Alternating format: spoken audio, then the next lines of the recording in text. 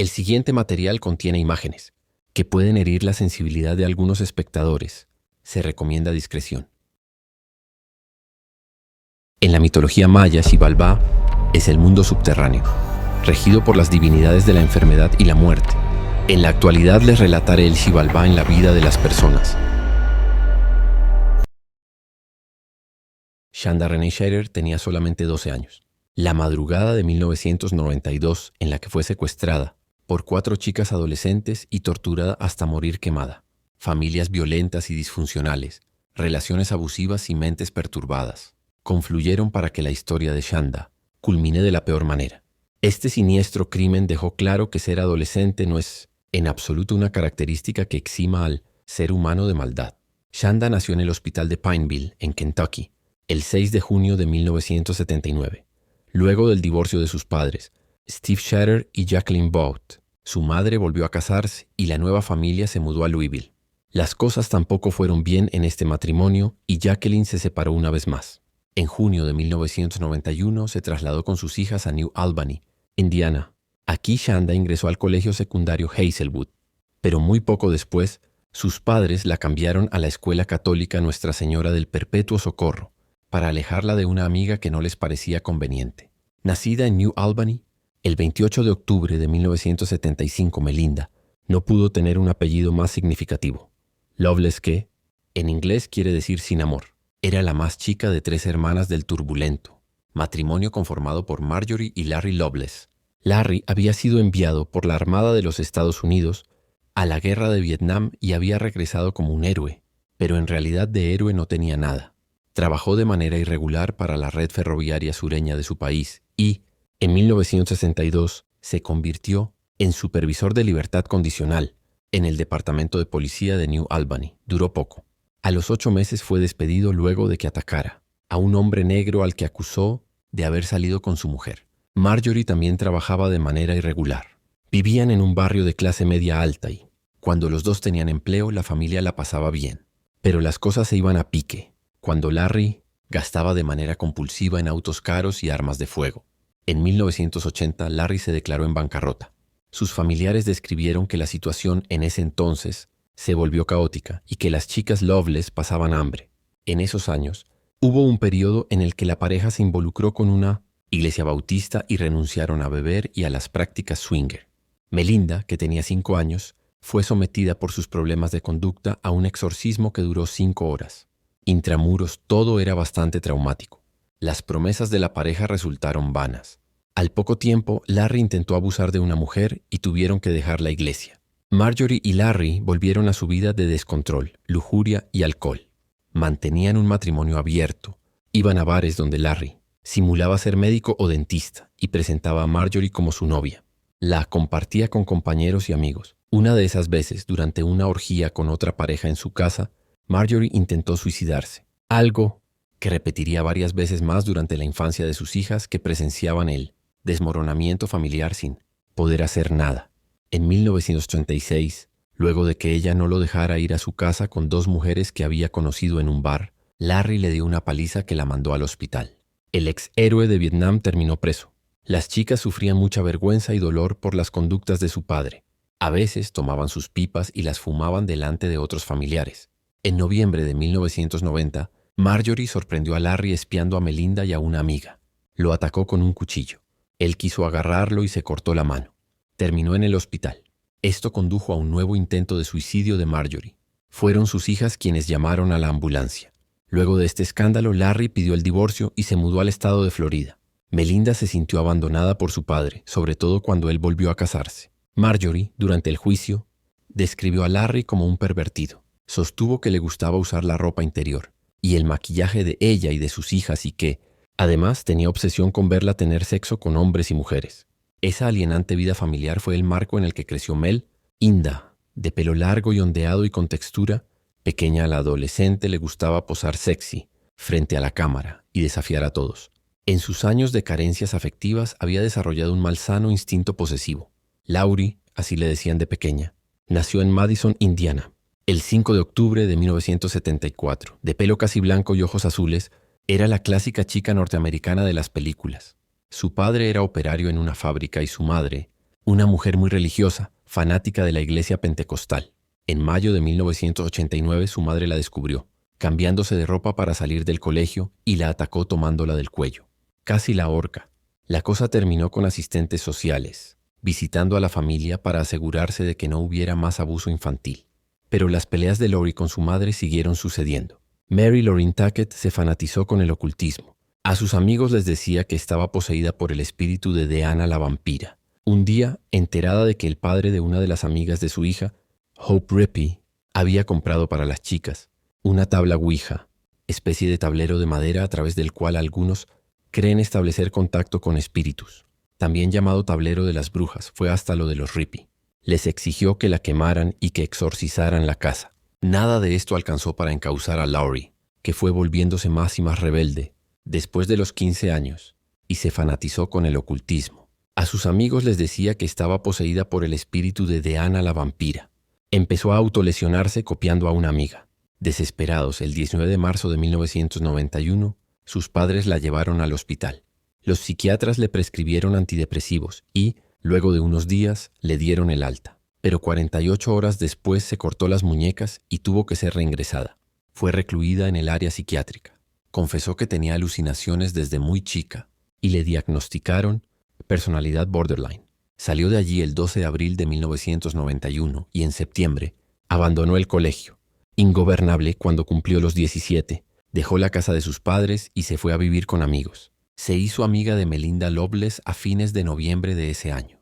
En diciembre, volvió a mudarse con sus padres a Madison, porque le prometieron que le comprarían un auto. Así lo hicieron, pero lo cierto es que terminó pasando la mayor parte del tiempo entre Louisville y New Albany, y siempre acompañada por Melinda. Hope Anna Rippey nació el 9 de junio de 1976 en Madison, al igual que Lori Tackett. Su padre era ingeniero en una planta de energía. En 1984 sus padres se divorciaron y ella terminó, mudándose a Michigan con su madre y sus hermanos, durante 3 años. Sus padres se reconciliaron en 1987 y volvieron a vivir a Picen, Madison, donde se reunió nuevamente con sus amigas de infancia, Laurie Tackett y Toni Lawrence. Sus padres veían a Laurie como una pésima influencia, pero poco podían hacer. Hope ya sentía atracción por otras chicas y se catalogaba como bisexual. Como sus amigas, comenzó a automutilarse. Nacida en febrero de 1976 en Indiana, Toni Lawrence fue la cuarta adolescente en pasar a formar parte del grupo. Rubia, de pelo ondulado, usaba unos grandes anteojos porque era muy corta de vista. Su padre trabajaba como empleado de una metalúrgica. Toni había sido abusada por un familiar cuando tenía 9 años y violada por un adolescente que la acosaba a los 14. Traumada por los ataques sexuales, llegó a hacer terapia por un tiempo, pero luego abandonó. No encontraba el rumbo y terminó por inclinarse hacia una vida promiscua. Y, para no ser menos que sus amigas, empezó a lastimarse. En esos tiempos incluso intentó suicidarse. Las amigas se hallaban unidas por el espanto. Constituían una tribu donde la normalidad no tenía cabida. Desde que su padre se volvió a casar, Melinda Loveless andaba furiosa. Presentaba una conducta errática y peleaba mucho con sus compañeras de colegio. En 1990 se puso de novia con una chica del colegio, muy deportista, llamada Amanda Hebring. En marzo de 1991, Melinda por fin se animó y salió del closet. Le dijo a su madre que le gustaban las chicas. Marjo. Rie al principio se enojó, pero luego acabó aceptándolo. Amanda y Shanda Sharer se conocieron. También en 1991. Se hicieron muy amigas y Melinda inmediatamente estalló de celos. Por eso, cuando su relación con Amanda Hebring empezó a deteriorarse, le echó la culpa a Shanda, esa preadolescente 5 años más chica que ella. La odió. Todo eclosionó cuando se las encontró juntas en un festival. Melinda, en público, volvió a hostigar a Shanda. Las cartas estaban jugadas. Los padres de Shanda estaban muy preocupados por la relación de su hija con Amanda. Finalmente se decidieron y la sacaron del colegio. Pensaron que así terminarían con esa amistad rara y con tanta diferencia de edad. En noviembre la transfirieron a un colegio católico. Creían que una institución con valores más firmes funcionaría como contención. Lograron separarlas por un tiempo. El 10 de enero de 1992, Laurie Tackett pasó a buscar a Toni Lawrence y a Hope Rippey en su auto. Ni Hope ni Toni conocían en persona todavía a Melinda Loveless. Si bien las tres sabían de los planes de Melinda para asustar a su rival amorosa Shanda Sharer, tampoco conocían a la víctima. Apenas llegaron a la casa de Melinda, le pidieron ropa prestada. Ella, envalentonada, les mostró un cuchillo y les contó cómo iba a asustar a Shanda. En el camino hacia lo de su enemiga, volvió a explicarles por qué detestaba a la chica. Era una perra que le había robado a su novia Amanda. El plan era que Hope y Tony tocarían la puerta, le dirían que iban de parte de Amanda, Hebrin, y la invitarían a ir con ellas a un sitio llamado el Castillo de las Brujas. Lo siguieron al pie de la letra, pero Shanda les respondió que no podía ir. Sus padres estaban despiertos y no la dejarían marcharse. Les sugirió que volvieran después. La banda de las 4 decidió hacer tiempo y se fue hacia la ciudad a un concierto de punk rock. Hope y Tony no estaban para nada interesadas en la música. Conocieron a 2 chicos y resolvieron volver al parking y, en el auto de Laurie, mantuvieron relaciones con ellos. Finalmente, las 4 emprendieron el camino de regreso a la casa de Shanda. Melinda iba como loca repitiendo que no podía esperar para matarla. Al mismo tiempo, les confesó que encontraba atractiva a Shanda y que tendría sexo con ella. Esta vez fueron Laurie y Hope las que bajaron a buscar a Shanda. Tony no quiso hacerlo. Shanda salió con ellas y se subió en la parte trasera del vehículo. Melinda estaba escondida, debajo de una manta, y en la mano tenía empuñado un cuchillo desafilado. Saltó sobre Shanda y le apoyó el cuchillo en el cuello. Lo que seguiría serían 9 horas de amenazas y brutales torturas. Condujeron el coche con dirección a Utica, Indiana, donde estaba el Castillo de las Brujas, una construcción de piedra destruida en una colina desolada que da sobre el río Ohio. Melinda aprovechó el trayecto para relatarles que, según decía la leyenda, la casa había pertenecido a 9 brujas y que la gente del pueblo la había quemado para deshacerse de ellas. Una vez que llegaron al sitio, entre todas, ataron a Shanda por las muñecas y los tobillos. La menor lloraba. La oscuridad de la noche se iluminaba cada tanto por las luces de los autos que pasaban por el camino principal. Comenzaron a temer que alguien las viera y optaron cambiar de sitio. Irían a un lugar más aislado, cerca de lo de Laurie. En el camino pararon a cargar gasolina. Laurie las condujo hasta un basural en una ruta desolada y rodeada de árboles. Tony y Hope estaban tan asustadas que no querían salir del auto. Melinda y Laurie bajaron con Shanda. La obligaron a desvestirse y luego Melinda comenzó a golpearla con sus puños. Una vez que Shanda estuvo en el suelo, le pegó varias veces en la cara con sus rodillas. El impacto de cada rodillazo hacía que los aparatos fijos que tenía colocados Shanda se incrustaran en sus labios y cortaran su boca. Melinda, enceguecida, sacó el cuchillo e intentó degollarla. La falta de filo hizo imposible sus intentos. La lastimaba, pero no lo suficiente, y la víctima peleaba por su vida. Fue entonces que Hope salió del auto para ayudarlas a mantener a Shanda inmóvil contra el piso. Laurie y Melinda se turnaron entonces para apuñalarla en el pecho y golpearla con un hierro. Le hicieron tajos en las piernas y después le pusieron una soga al cuello. Apretaron con todas sus fuerzas y Shanda cayó desmayada. La subieron al baúl del auto y le dijeron a Tony que estaba muerta. Con Shanda aprisionada fueron hasta la casa de Laurie, donde tomaron algo y se limpiaron la sangre de sus manos y brazos. En eso estaban cuando escucharon gritos que venían de fuera de la casa, más precisamente del auto. Shanda estaba viva y a los alaridos. Laurie salió molesta con un cuchillo pequeño para vegetales. Abrió el maletero y la apuñaló varias veces más. Volvió 2 minutos después bañada en sangre. Se metió en la ducha, se limpió y luego tomó sus piedras y runas para leerles el futuro. Un rato después, Laurie y Melinda salieron a dar una vuelta con el auto. Shanda, a pesar de todos los golpes y puñaladas, seguía emitiendo ruidos que sonaban como gorjeos y llantos. Laurie detuvo la marcha y bajó a mirar. Abrió la tapa y Shanda se sentó de golpe. Toda cubierta de sangre, intentó hablar, pero no le salían las palabras. De pronto se le dieron vuelta los ojos hacia atrás. Laurie tomó el mismo hierro con el que la habían atacado antes y le comenzó a pegar hasta que Shanda quedó. Las amigas bajaron el cuerpo de Shanda del auto, quien todavía respiraba, envuelto en una manta, totalmente en silencio. Volvieron a la casa antes del amanecer. Hope y Tony preguntaron qué había pasado y Laurie, riendo a las carcajadas, empezó a contarles la escena de cuando Shanda se había sentado en el baúl. El ruido despertó a la madre de Laurie, que empezó a gritarle a su hija que se callara, que por qué había salido hasta tan tarde y qué hacía con tantas chicas en su casa. Laurie la aplacó diciéndole que las llevaría a cada una de regreso a sus casas. Salieron y en una estación de servicio cargaron un poco de gasolina y compraron una Pepsi de 2 litros. Laurie vació la botella de gaseosa y la rellenó con gasolina. Siguieron su marcha. Cuando llegaron a un lugar llamado Lemon Road, bajaron el cuerpo de Shanda, quien todavía respiraba, Envuelto en una manta, lo dispusieron en el piso. Laurie le pidió a Hope que la rociara con la botella de combustible. Luego prendieron la fogata. Como Melinda Loveless todavía temía que su enemiga siguiera viva, volvió al lugar con más combustible. El cuerpo ardió un poco más. De allí, las 4 se fueron a un McDonald's. Querían desayunar. Eran las 9:30 y no daban más de hambre.